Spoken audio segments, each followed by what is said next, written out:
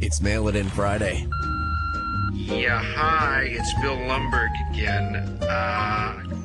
Yeah, it isn't a half day or anything like that. This is OverDrive It's not that I'm lazy. It's that I just don't care. with Hayes, Noodles, and the O-Dog on TSN 1050.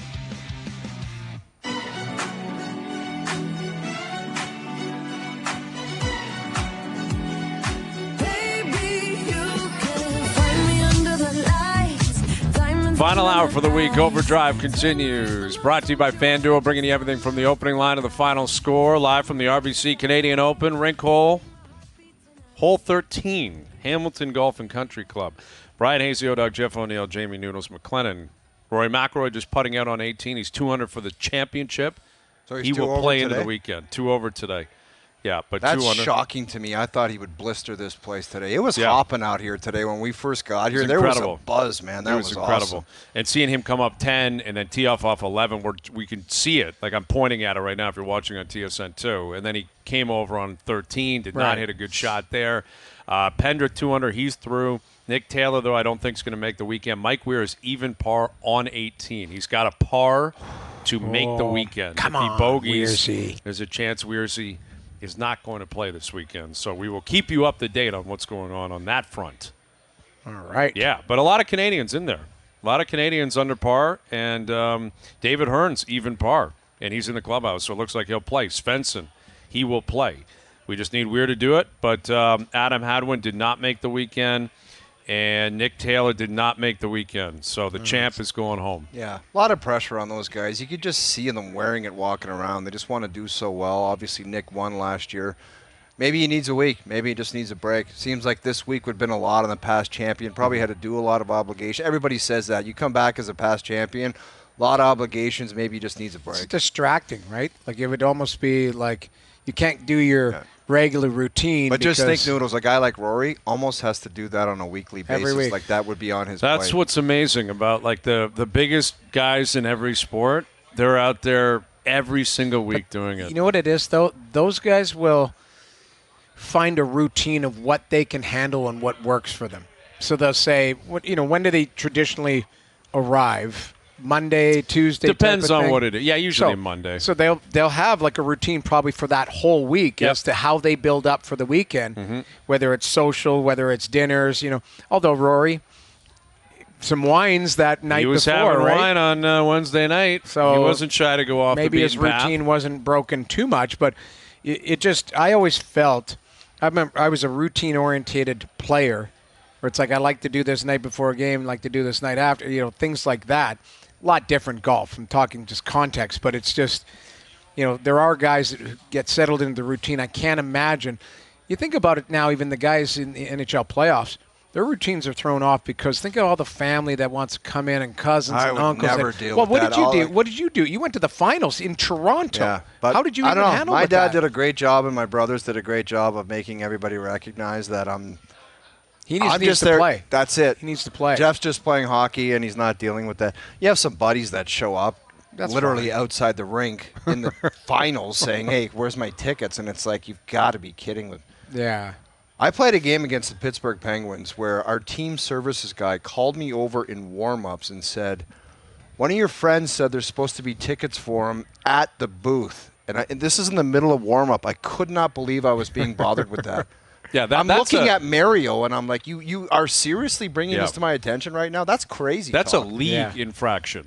Yeah. Like that's on the employee. Like you got to put up some sort of a barrier. Be like, I'm sorry, you I'm sorry, it's just not happening tonight because I'm not going to him in warm up. Right, exactly. Like he's now officially on the clock and working. You can't do that. Those team services guys, if somehow there was an oversight, and it happened to be that you did, like they would be conflicted because guaranteed he's probably going, I don't want to go talk to him and bother him.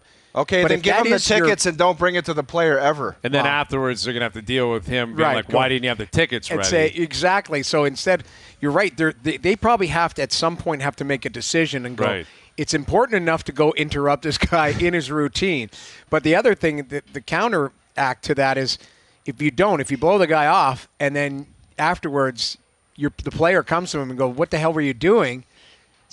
But I guess the way around that is you go just get them tickets. Like, Right. what is he going to do while he's in warm-up? Call somebody? But what you do is you get the 2 tickets and you charge it on his But Visa. that's what I'm saying. He wouldn't even notice anyway. But then afterwards, later on, there's no excuse for bothering someone during warm-up. You're right. Like, I understand what you're saying. The mentality is, I'm going to get in trouble and I better go confirm this. Right. When in doubt, just say, fine, give those guys tickets and we'll figure it out. But on the road, you pay for them, so there'll be $600 on his Visa. That it was Pittsburgh back in the day. It was probably $25. Oh, fair enough. That's true. Put them up. Do what they did to Jordan Love's parents at last row. Yeah, like that was one of the goofiest things I've ever Yeah. seen for like big league sports moments. Yeah. Top first top round step pick, Tony seats. the highest seat you could get at Arrowhead. First round pick making his NFL debut. We'll put you all the way up. They That's should have where been I'm in a shocked a box. guy like Aaron Rodgers wouldn't have stepped in and said, I you know know. what, I'm going to hook your parents up right at the 50-yard line. I know. 10 I guess rows. there's a slippery slope, What but did they you- do share a quarterback room. What did you make of Rod? I saw some video of Rodgers the other Hobbling day. around? He didn't look I don't good. see how he's getting through a season. Me neither. That's such a significant injury. At his age, yeah, dude. at his age. It didn't look like he was. He didn't look like he was throwing the ball or moving very well No. at all. I mean, they still have a few months until you get to the real stuff, but it's going to happen quick. Yeah. And once he gets out there, guys they're Yeah. looking to they're going to try and kill him. Yeah. Here's Mike Johnson, our TSN hockey analyst. There, we're watching the video right now. It's going to be awkward with Rodgers. Have you Dude, suffered? every snap, it's going to be, is this guy okay? I know. It's going to be a scene, and that's what makes the NFL and pro sports so captivating. Right. Johnny, have you suffered any massive injury in your career, and if so, what was the rehab like, and how nervous were you coming back? Yeah, I mean, I had shoulder surgery, like the torn labrum one. I had that 3 times, so it was crappy. It's like a 4-month rehab where you have to wear a sling for 6 weeks and don't move it, like all 24 hours a day, sleeping in a sling, showering in a sling. Like, it was brutal. It was brutal. I missed the whole year. I had the surgery November, missed the entire season, and then I had the surgery one time in January and basically left the NHL because of it. So, getting over it for the first time wasn't bad because I missed a year. Then we had the lockout. So it was like a year and a half before I had to play another game. I was, at that point, just rusty and crappy, but I wasn't scared about my shoulder. But, yeah, rehab is no fun. And the worst part about it, I don't know if you guys ever been hurt, while you're on the team, I was in Arizona the first time, and it's a relatively important player. You're not around the team at all. Even when you're practicing, you're kind of get out of their way, and you get changed early, and you do stuff late, and they're going off to travel, and you're hanging out and doing extra cardio. The whole thing is quite isolating, even if they don't mean to. It's just the nature of being in rehab. That's probably the worst part. Is you're not part of what's going on. Johnny, teeing up tonight's game, what do you make how significant the Chris Tanv injury potentially could be? I still believe he's a Warrior. He'll play, but it's he's not at 100%. He's in a walking boot and didn't play the rest of the game the other night. Yeah, I'm with you, Noodles. I would say it's more likely than not that he plays. Even with the boot, even that he left last night game, you can do some amazing stuff with pain medication, right? And he'd be willing to roll the dice if he's got a small crack or whatever, as long as he can deal with it. But if he's not right or if he doesn't play, it's very significant because the reason why he has been such a celebrated trade deadline acquisition is because he's on a really good team that had a really big need for him. They didn't have anyone internally who could do what he has done there. And they have 4 guys, right? Heiskanen, Lindell, Harley, and Tanv. They're 4 of the 5 top minute guys in the entire playoffs. So you're going to ask Ryan Suter at this point in his career to step up and play more minutes in the role that Chris Tanv plays against McDavid and Draisaitl. That's a recipe for bad things to happen. You're going to ask Nils Lundqvist, who plays, 3 minutes a game, to play 12 or 14. You're going to ask Petrovic to play more, not just missing Tanv, but then asking everybody else to slide up and do more. That's going to be a problem trying to defend, trying to kill penalties, and also not taking penalties. The Oilers haven't scored in the power play, right? But they've only had 6 power play attempts in 4 games. Now, you put McDavid out there against Lundqvist and Petrovic and Suter more often, it's more likely they'll be able to draw more penalties. So, yeah, to me, it's very significant, which is why I think he'll try to gut it out and see if he can do it. Maybe they dress 7 defensemen just to be sure, but it would not surprise me one bit if he plays. Johnny, if the script played out where Connor McDavid took off tonight in Game 5 and was unstoppable and ultimately led the Oilers to a Cup championship, how much more do you need to see out of him for that to happen? Like, what would that look like for you? Is that 30% more? Is it 10% more? How much more does McDavid have to do where he kind of takes control of everything and takes it to the finish line? I mean, he's sort of on a record pace for points, right? He's on a record pace for assists. But do you see him dominating play where it's... No, I know. Yeah. But if he's an offensive guy, so it seems unfair to be like, well, he's got to give more, but I'm with you. For them to get there and for them to win the Cup specifically, like I think they can get through Dallas with him doing the incredible stuff he's already doing. But to get through Florida, he would have to take it up 25%. Oh, already counting Florida through, are we? Ooh. We are, yes. If he plays the Rangers, he'd have a field day. Like I think he would much rather play the Rangers if he gets there and they get there. But I'm counting Florida through, and I think the thing that he's got to do more of is score. Like we love, 24 assists, 3 goals, 4 goals, 24 assists. I know he's passed first. I know Hyman's the trigger man. Draisaitl shoots a lot, scores a lot, but him scoring more goals down the stretch of these deciding games would be the factor that he would have to improve on to really, stake claim to the series and the reason why Edmonton gets through. Yeah, and you discussed the Tanv situation, and as you said, it feels like his history would suggest he plays tonight. But if he does, and he's at 70%, 80%, and you reference the other defenseman who could go out there and have to take shifts from him, because it could be a scenario where he plays and can't get through the game. Yeah. Plays half the game and goes, I'm not bringing anything to the table here. Feels like this is one of those nights, whether it's McDavid, Draisaitl, just the Oilers in general. It doesn't have to be an individual. Like, you got to pounce here. You got to have this. Like, that's pretty significant considering it's a top 4 defenseman that has played a premium role in stopping the power play, being a shutdown guy at different times. Like, I don't know, did the pendulum swing? Is there pendulum? Where do you stand on how the Oilers should be approaching this and their confidence level tonight? Well, I think they should feel bullish about where they're at, given what happened last game. Like, we understand the teams are very close, and we've seen Dallas be dominant. We've seen Edmonton dominant. It's 2-2. It feels it's probably exactly where it should be, but because it's so close, if you're able to weaken another team because of injury pretty significantly, and Tanv would be that, that might be enough to swing the favor a little bit more in Edmonton's corner, and that might be the difference in them winning the series. And given what happened last game, Stuart Skinner responding after the 2 goals early, really solid. If you could build on that, be consistent, no squeakers, nothing greasy, that would be huge. If maybe more importantly, Darnell Nurse and Brett Kulak can be a really good second pair to deep pair, which I'm not sure they can be again, but if they can, that would be significant. If they get goals from other places in the forward lineup, right? You have McLeod get one, you had a Shorty there as well. Are getting involved offensively. These are all things that happened last game that would be more likely to happen again without Tanv. And if the Oilers can get that kind of game, they'll probably win the series. I really hate whoever wins tonight. To me, is going to win the series. Like, I don't see Edmonton winning the last 2 if they lose. I don't see Dallas winning the last 2 if they lose. So this is a deciding moment, and you have to want to think that Edmonton can build off the good things that they did in Game 4. Yeah. I mean, I guess the Edmonton was in a similar position against Vancouver if they lose tonight. Right. But Dallas a better team than the Canucks. And Vancouver ran into a bunch of injuries and Besser out. Besser. I just, tonight is such a pivotal game. But it's just, I don't know. I'll go back to the Gretzky comment the other night. Like, you're trying to, like, figure out how things look. I'm telling you, I'm sitting on my couch the other night. They're down 2-0. I'm like, Dallas is going to kill them 8-0 tonight. And Edmonton just finds a way to turn it around. And does anyone want a 2-0 lead tonight? No way. Do you think anyone wants a 2-0 lead? I think if you do it again, you're like, it's never going to happen. You take a 2-0 lead, and then if you get a power play, like Edmonton had that in game, 3? They were up 2-0 and have a power play. That's where you have to have a dagger.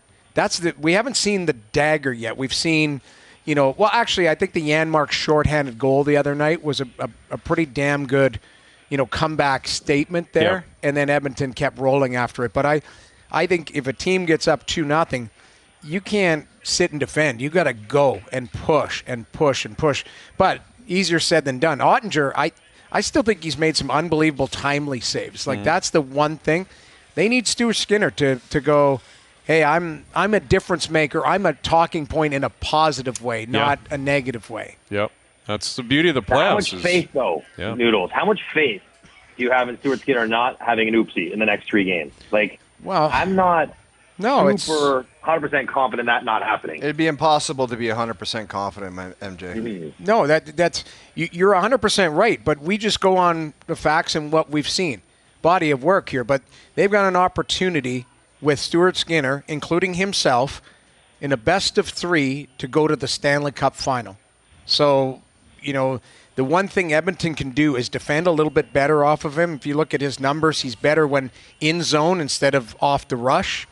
And Wyatt Johnston gets a gift on a 2-on-1. What it felt like it was 5 seconds into the game.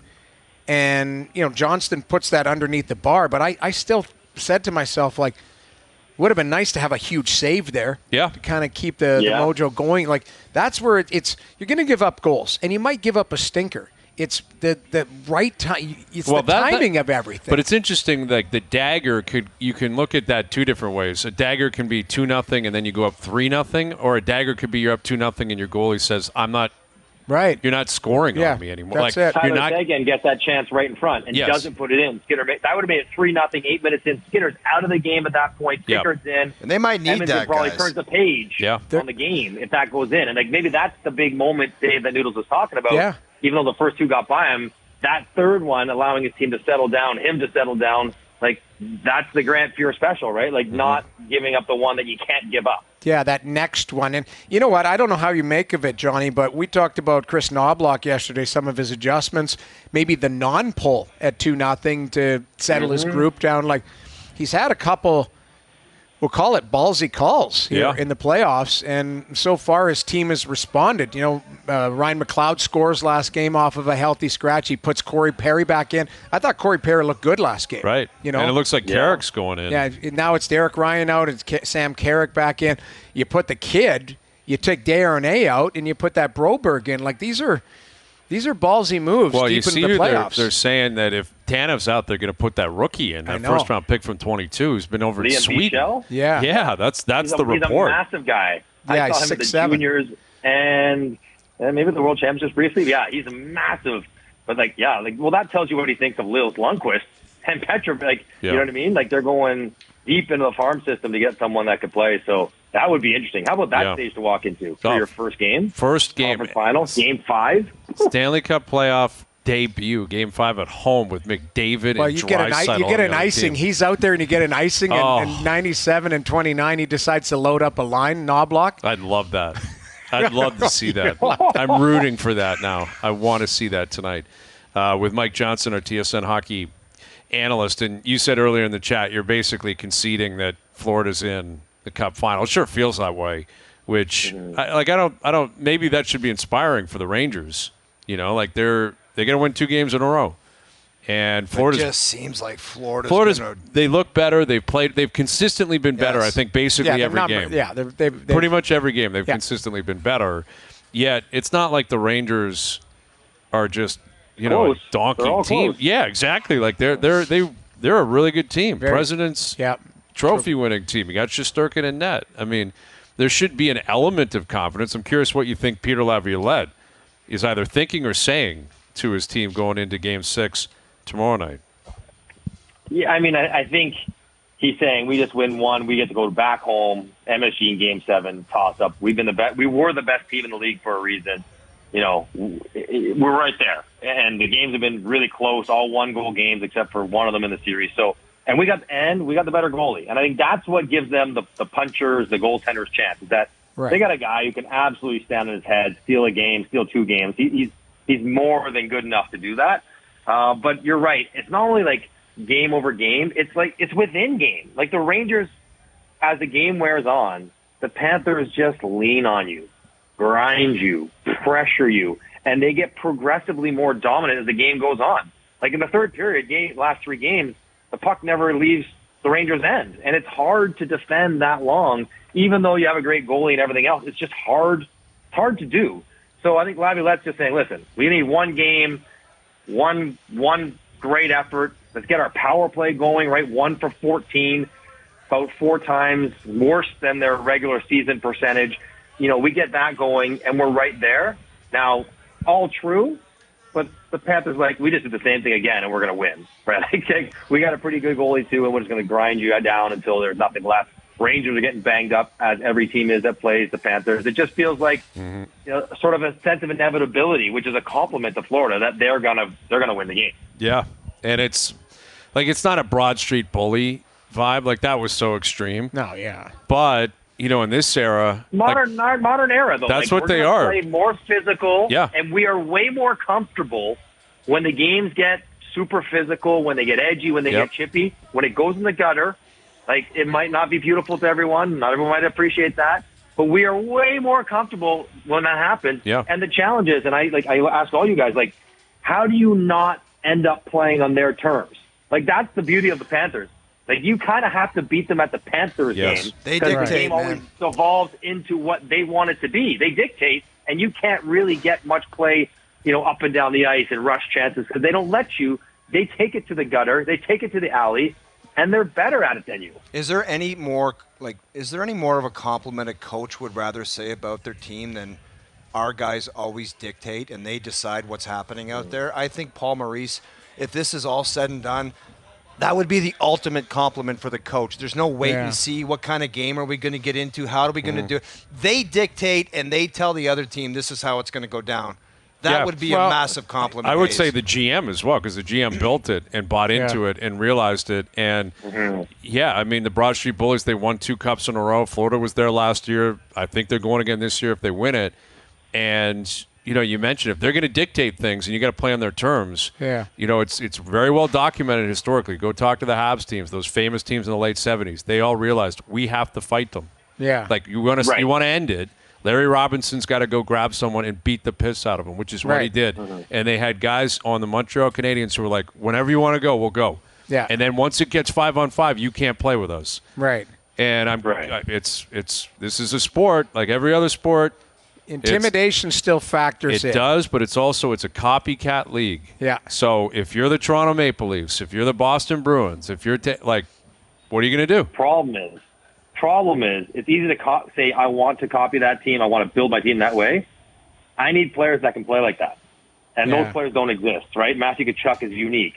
And Sam Bennett is unique. And Verhaeghe, for all he's a pretty unique player. Barkov, it's hard. It's hard to go get guys and try to shape a team in that image because, if it was easier, every team would do it. I don't know. And the other thing about why you would respect Florida, coach's dream, they dictate, they're predictable. Oh, you know what I mean? Every night it's the same. Yeah, you know how they're playing. There's no wild swings, off night, good night. It's just the same. What about this one, really Johnny? Not worrying about who's going to show up or how many guys are going to show up. That has got to be just a dream come true. Well, it's funny.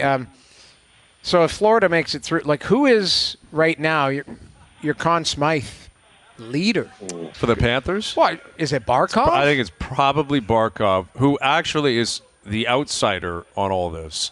He's not fighting people. He's not throwing hits. He's played so well. No, I know that. I'm not taking it. No, but you're talking the way he plays. Yeah, he's Bergeron to the Bruins. Personality-wise. Yeah, exactly. Like the Bruins 10 years ago when it was Lucic and Thornton and Char, there was Bergeron who was just like, I'm smarter than everyone, and I'm going to play in every position, and the other coach has no idea what to do against me. Right. And that's what Barkov represents. I'm looking at it. I think it probably is Barkov. I think Barkov's been unbelievable. I don't disagree. I think he probably is the guy that would be one of the Conn Smythe. We'll look it up on FanDuel. They probably have the odds for it. Johnny, you're what do you think? Yeah, Barkov is at Florida. It's got to be Shesterkin, obviously, if it's the Rangers, right? Yeah. If it's Dallas, Heiskanen?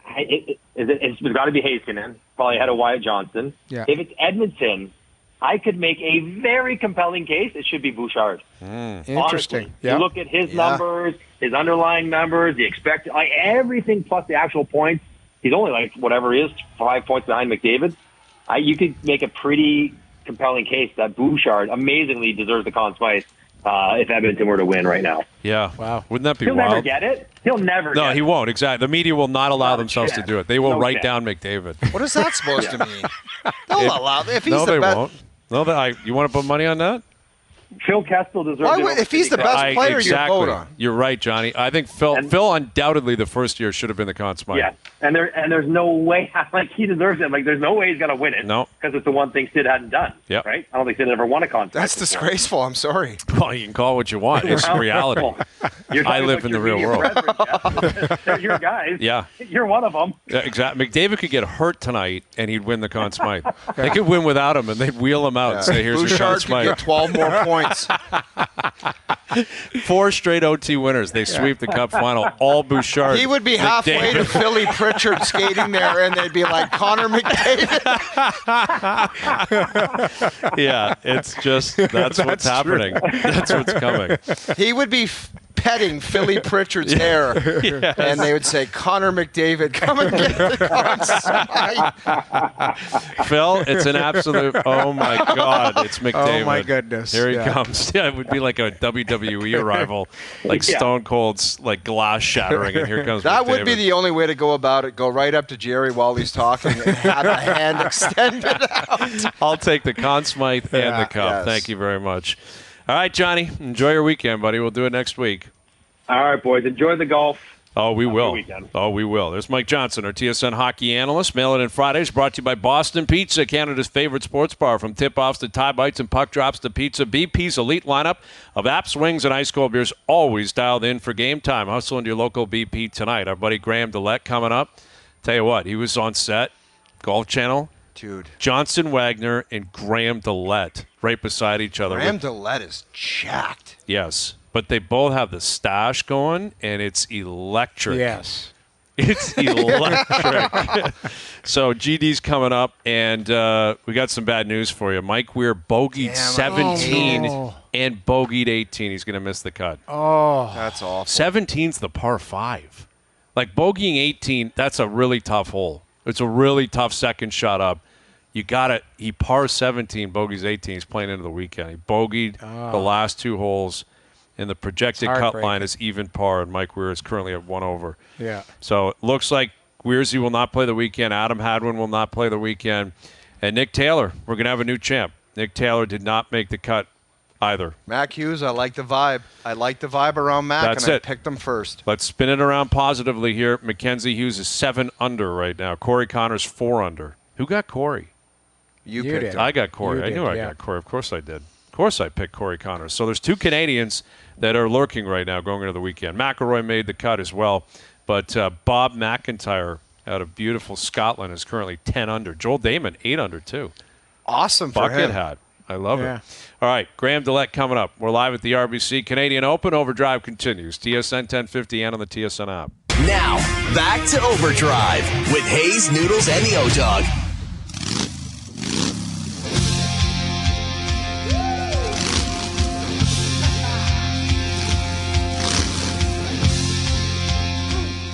TSN 1050 brought to you by Subaru. Embrace spring weather with the Subaru All-Weather Drive event. Visit your local Subaru dealer to book a test drive today. What a beautiful day out here in Hamilton.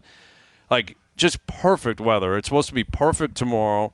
And Robert McIntyre, 10 under. Ryan Fox, 9 under. Good player. The Aussie. Yeah, good player. Joel Damon, 8 under. And then you got MacKenzie Hughes at 7 under. Sammy Burns at 6 under for the tournament. My boy Zach Blair, who I played in the Pro-Am with, God, he's you're 5 a under, Pro-Am T10. genius, Dude, man. when I play with you, yes, you the have guy. You will compete. You know Zach Blair is T10 right now going into the weekend. That guy's teeing off at like 142 tomorrow. Yeah. Well, maybe like you must have this positive effect on people. I do, actually. We connected. He's a beauty. And Great I'm telling guy. You Utah put that guy. positive effect on Evan Bouchard. You're convinced he could score 6 game-winning goals in the next 2 weeks. Yes. As soon as Jerry brings out the Conn Smythe, you just skate up and hit. What if he You just put him under the gun, Hazy. You know what I mean? And you just put You're your hand out cheering. like this. You And then know- you force him to say Evan Bouchard. But if you Because you're convinced if McDavid broke his leg, he's going out there to get I'm it. telling you, McDavid could not play another shift. yeah. Be in a wheelchair, and he would roll out onto the middle of the Like ice Drake. and be handed the Conn Smythe. Because if he wins the Cup, if the Edmonton Oilers win the Cup, McDavid is getting the Conn Smythe. No matter Put what. Jerry I under think the gun. so. Under the gun. I think so. Just right out. And you put him under the gun. If you're Bouchard, you look him in the eye and say, I dare you not to give me the Conn Smythe. They'd be celebrating, and then you're saying Bouchard just floats out of the pile. As soon as the announcer that should be says, me. please welcome the commission. As soon as he says commissioner, you just go right up and extend the hand. So FanDuel has Conn Smythe odds right now. Yes. Now, again, there's 4 teams Tell me alive. where Bouchard is. I don't care who's number one. I am It's probably looking Barkov. at the top. I'm looking at the top 9 right here that I have access to. He's not a part of that list. It's That's McDavid insane. and Draisaitl, and maybe Hyman. Would Hyman not be Hyman's in there? not in there either. I'll give you the list. Barkov's paying plus 500. Okay. Jake Ottinger plus 550. Now, we established that. Yeah. Although we said Heiskanen. You guys said Heiskanen. Heiskanen's at plus 1,000. He is, I think he's 7. You know what? I missed Ottinger. He should 100% been there. You'd be your guy. Okay, so Sorry. I think what FanDuel's telling us here is Florida has a guy in the clubhouse right now in the lead, and that's Barkov. Dallas does too, and it's Ottinger. Yeah. It's more difficult to determine with the other teams. You have McDavid at 3, Tkachuk at 4, Bobrovsky at 5, Draisaitl, Heiskanen, Shesterkin, Wyatt, Johnston. That's your list right now. Now, what I find intriguing about that is that there are 3 Panthers in the top 5. And I think what FanDuel is basically saying is we think they're going to win the Stanley Cup. Yeah. Bouchard should be top And- 3. I don't care. I talked about him before the playoffs saying massive X factor. He's a big gun. He plays a lot. He's got to get it done, and he's doing it. He should be a top 3 guy. Listen, he's been outstanding. Yeah. I mean, we're joking here about all this kind of stuff. But he's the Anything's kind of guy possible. that people are dying to find a reason why he shouldn't win the Conn Smythe. You skate right out there as soon as he walks onto the ice for the ceremony and extend Yeah, but the thing is, right in his grill. they're going to have it already, like, edged. Like, the Conn Smythe is already. I know. name's So written then on that it, makes right? it even Take more it awkward. away. So, what is he could take it, I think- unhook McDavid's name or whoever? Yeah. Like, I think you just don't even move. During the presentation, yeah. Jerry's sitting there trying to get the picture with McDavid, and Bouchard is just photobombing the Just whole standing thing. there. Saying, I'm not leaving because I deserve that trophy. I would. Yeah. Wow. Listen, The they've got guy's been phenomenal. They got a lot of work. They still got to ahead win of them, 6 more believe games. me. There's that Right. Dallas team's got something to say Well, about it. who's to say Draisaitl's not sitting there when all's said and And done saying, throws his hand excuse me, up, what yeah. about me? Yeah. You know, like it's not like he hasn't been unbelievable. He has been. And Hyman. What if Hyman gets 19 goals? Hyman, exactly, could tie Isn't he at 14? I think Hyman's at 14 goals right yeah, now. he was at 13 before the other night. Did he score the other night? No, he didn't. Okay, so that I think he's at 13, 13. Yeah, sorry. I believe he's at 13. Yeah.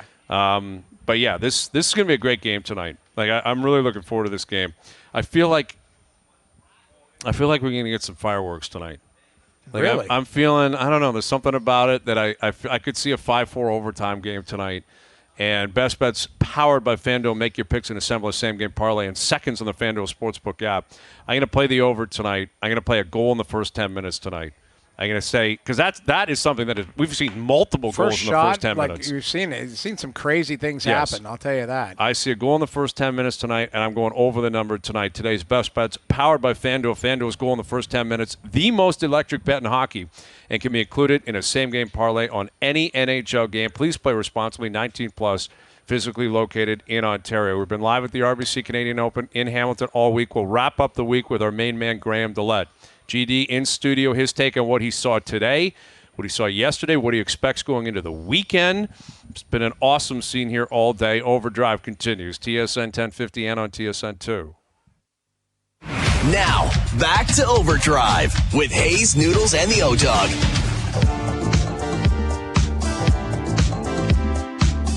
Mail It In Fridays brought to you by Boston Pizza, Canada's favorite sports bar. From tip-offs to tie bites and puck drops to pizza, BP's elite lineup of apps, wings, and ice-cold beers. Always dialed in for game time. Hustle into your local BP tonight. What a week we've had out here at the beautiful Hamilton Golf and Country Club here on the rink hole, 13th hole, RBC Canadian Open. Brian Hayes, the O-Dog, Jeff O'Neill, Jamie Noodles, McLennan. There's our main man, Graham DeLaet. GD, looking jacked, man. Yes. That's what O was saying. Like, Yeah. It's a schmedium. it is. Whoa. You learn from the best. Duthie taught That's you right. well. Yeah. He texted me when we were at the Masters. O-Dog did. He's like, "What size shirt is Duthie wearing?" I'm like, "I'm pretty sure it's a small." So Oh, yeah. Duthie wears a small, like, golf Oh, shirt. it's outrageous. Like he was legit bent out of shape when Scully went down there, and Scully was sending out a massive vibe because he's like 6'4", jacked. He's a mountain man. Like he's just jacked. Yeah, and Duffy's like that can't happen. It's tough to do. You can't compete with that. Yeah, so you have to make him wear a baggy shirt. Yes, That's exactly. What it is. Exactly. Have you seen one thing this week where you're like, I wish I was still playing golf? Yeah, and the golf course. Have you seen one thing where you're like, that's why I'm not playing both?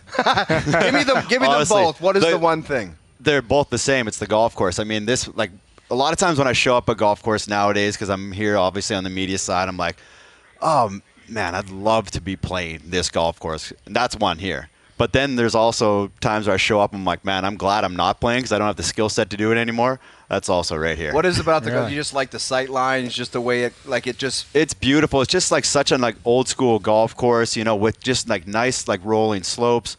The greens now, so much better. They used to be super back to front, and you kind of played defensively coming into the greens because if you missed on the wrong side, you were pretty much dead. Every putt was just with the slope. Now there's a lot more creativity around the greens, everything that kind of falls off, and it's going to get a lot more difficult as the weekend goes on here too, with the sun shining. If we get a little bit of wind, but we noticed today it's not that it's playing firm by any means, but it's firming up, and those balls that were just kind of holding on the corners of those slopes on the greens.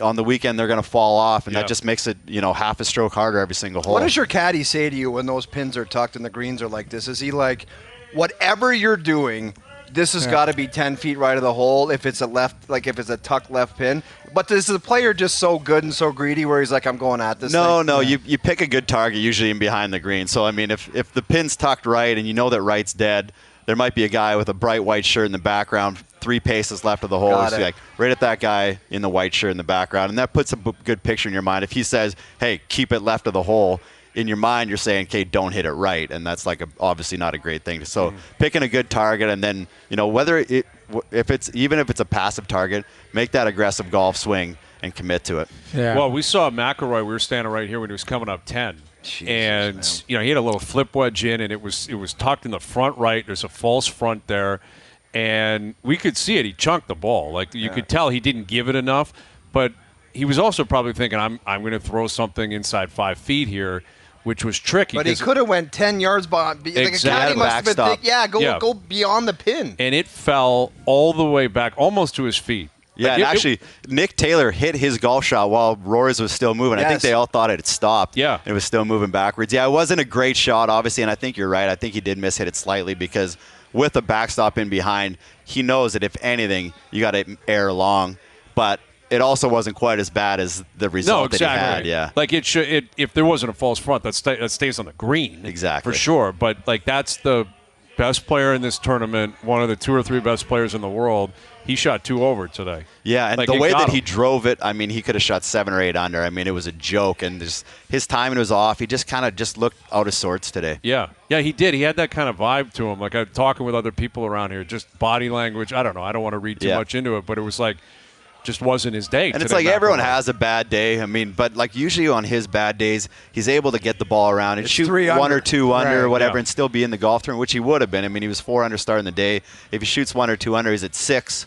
And he's only 4 back, and then you almost consider him the favorite when he's 4 back. Do you think he can still win this tournament? Yeah, I do, because I think that he's going to get out a little bit earlier, obviously have a little bit softer conditions in the morning, and probably a little bit less wind. If he goes out, if he can shoot 5-6 under tomorrow, he's going to be right in the mix. How many times have you seen the Saturday early Rory charge, man? He loves that move. Yeah. Well, I mean, but it's not only him. It's going to come down to other players, too, right? There's a number of guys who are like Ryan Fox is 10 under. McIntyre's 10 under. Joel Damon's 8 under. There's Mac. MacKenzie Hughes was unreal today. He's 7 under. Those guys aren't planning on shooting even par all weekend. Yeah, that's true. I mean, I love where Mac's sitting right now. 3 back. It's when you're in the final group, even on a Saturday, there's a lot more pressure. You're feeling it, especially in your national championship, that, you think of the things that can be sometimes and not dialing it back and being present. So with him being 3 back, he kind of go out and freewheel a little bit more tomorrow than he would have if he was in the final group, and you kind of almost feel like you're holding on a little bit. And then we'll see what happens. If he's able to do that, then Sunday is going to be a different beast. But I like the position he's in right now. Yeah, it's interesting. We've talked a lot about the pressure on the local guys, and MacKenzie in particular. Right. Corey's not far from here either. They're all within, 45 minutes maybe for Corey, and Max literally in Dundas. It's 5 minutes, 10 minutes up the road. And they talked about the pressure on Monday, Tuesday, Wednesday, Thursday. I don't remember them talking about the pressure on Sunday, where maybe that's because it was never addressed. Maybe it's because they don't want to think about it, but that's a different level of pressure. Like, it's one thing, all the media you got to do, the family and friends, the dinners, the tickets. You're in contention on Sunday at Hamilton, and you're from Dundas. That's a different beast, man. I don't know how you prepare for that. Yeah, and you know what? He probably doesn't either. And I think that he hopes that he gets in that position where he can feel those that pressure and just see what he can do and perform. But like, his caddy's my old caddy for 7 years, and I was speaking to him after the round, and he said he was in total control today. Obviously, he's putting really nice. He got to 8 under par on the day at one point in time, so you can't do that without making putts. But going around this golf course, there's times where you can attack, and we've seen guys, shoot. There's 263s yesterday, max 64 today, even with a couple bogeys late. If you pick your spots, you can attack. A lot of these kind of pins kind of end up down in little bowls. But at times when you're out of position, you just have to make sure that you don't make a big number. You give yourself the best chance to get up and down. And that's going to be really probably the key, more than making birdies, is eliminating those bogeys on the weekend. It's such, just hearing you say that, it's just what amateurs do not think about. They're in the rough, in trouble, and they're just like, where is the pin and how am I going at it? They don't ever say to themselves, where is my best chance to go up and down? They don't ever say that. Oh, my God. Someone just blew a brutal wheel right behind us. Sorry, man. He's down. He's in trouble, too. It could be trouble over concerning.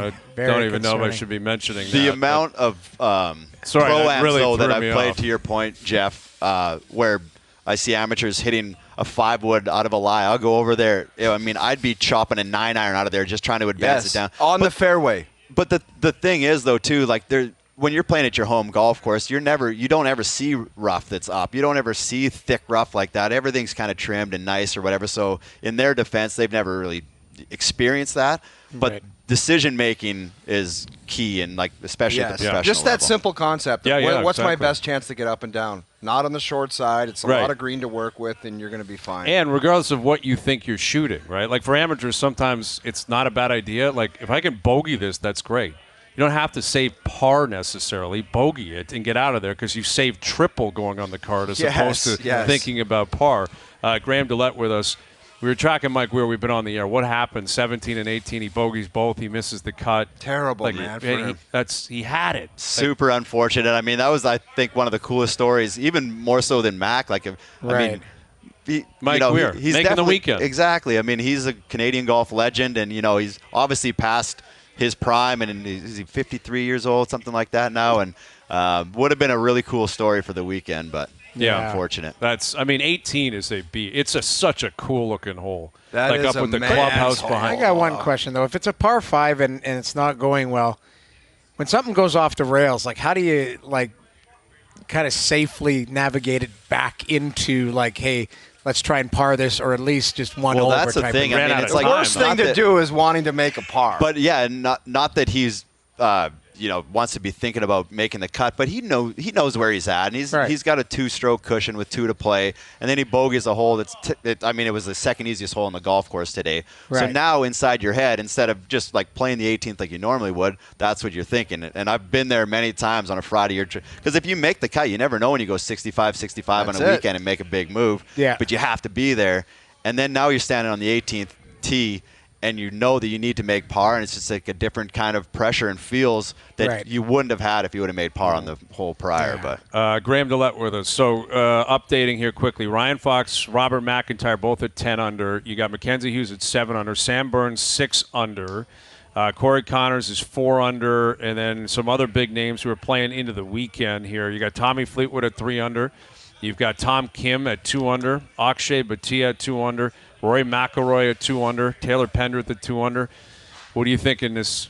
How do you see this playing out the rest of the weekend? I've kind of forgot about Sam Burns. He didn't have his best stuff today. He's won over today. Yeah, but he kind of held it together, 6 under. I mean, he's probably the marquee name out of everybody on that list. But I mean, I don't know. Like, what's the final score going to be? If you get it to 16-17, I think you're going to have a pretty good chance the way that this is playing. And like I said, it's going to only get more and more difficult. I don't know what the win forecast is this weekend, but that's going to be a big factor. Yeah, as well. that will be significant. As for even par making the weekend, you've got Shane Lowry, even par, he's in. Adam Svensson, even par, he's in. Gary Woodland. I like those scores, though. Like, those are almost like major championship-type scores for And this golf course, and I love that for the course. Well, we were talking about it on the coverage with Colt, and it's like it's so refreshing to come to a golf course where you have to hit fairways if you want to score. That's right. And it's like you only really see that in major championships. And every week in and week out on the PGA Tour, it seems like it's just target practice for these guys, even from the rough. But you have to hit fairways here, and it has a little bit more of that major championship feel, which is great for a national open. It should be, right? It's a national open. It's a great place. There's a reason Hamilton's always ranked in the top 10, like sometimes top 5 in terms of courses in the country. It's a beautiful spot. Great week, honestly. It's been awesome. Awesome to be here in this hole, and the rink hole has been electric. It was wild when we got on today. Wild. They were going nuts, man. Well, it ended. We had a guy go the guy down got there, up though, huh? Well, he's good. They've shoveled him into a cart over there. I was concerned that they took our cart.